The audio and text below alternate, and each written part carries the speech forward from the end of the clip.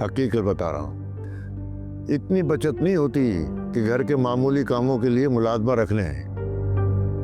तुम ऐसा करो कि अपने बाप से कह दो वो तनख्वाह दे दिया करे तो मुलाजमा रख लो। अब्बू कैसी बातें कर रहे हैं, जरा सी बात को इतना बढ़ा दिया आपने। तुम चुप करो।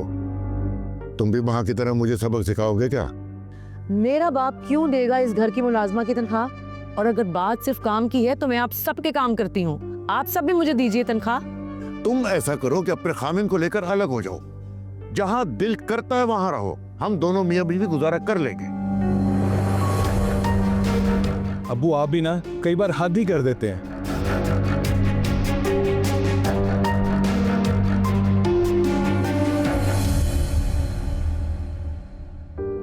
बच्चों का दिल रखने को ही हाँ कह देते, बाद में बेशक ना। तुम चुप करो। तुमने सिद्रा और अंबर को ना सर पे चढ़ा रखा था, अब मैं इस घर को वापस पटरी पे लाने की कोशिश कर रहा हूं। तुम बीच में मत पड़ो।